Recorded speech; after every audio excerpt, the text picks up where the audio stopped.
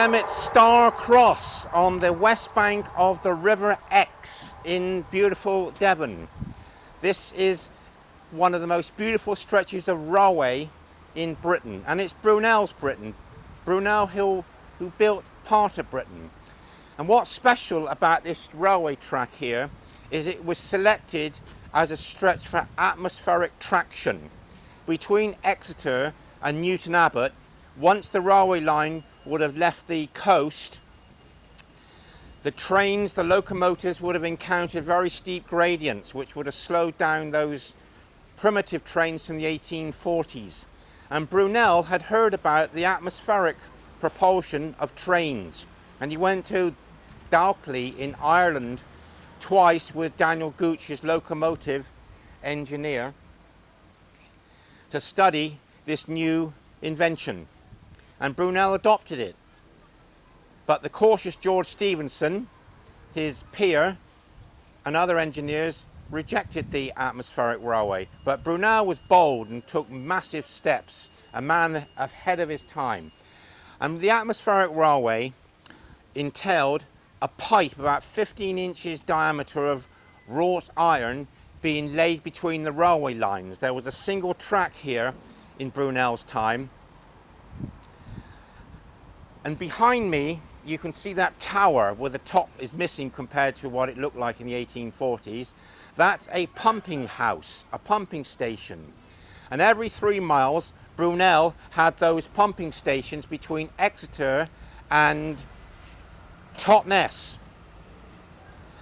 And these pumping stations would fire up their boilers and would create a vacuum by pumping out all the air in front of the valve that ran between the train and the pipe. The train had a flatbed where the driver sat above a piston rod which went down into the pipe, and the pipe was protected with a leather flap that ran along the top.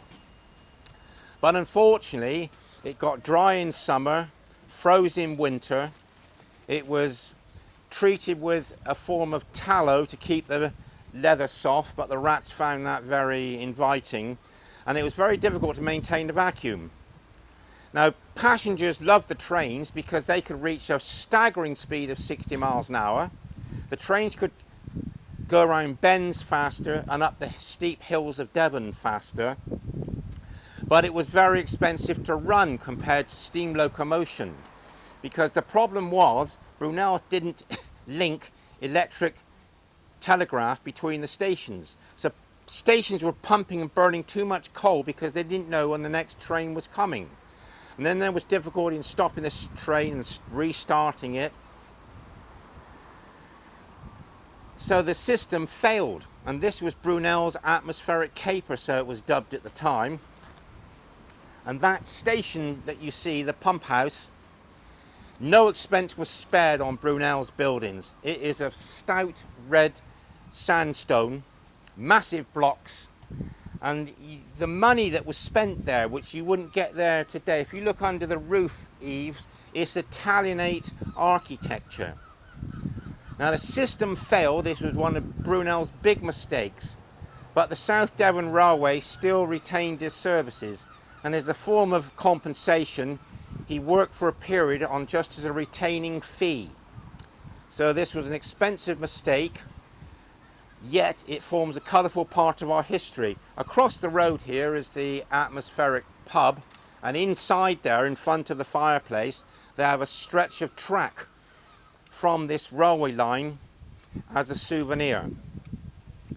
And we've got on the left here the River Exe, and we've got Starcross station with a Starcross pumping house behind me. And if you can imagine, one track 7 feet and 1/4 of an inch wide with a pipe in the middle. And if you go to the Michael Turner channel on the Brunel playlist, you'll see there's a video I did at Didcot of this pipe section, which has got over 11,000 views. And some of this piping was found here using as sewage drains.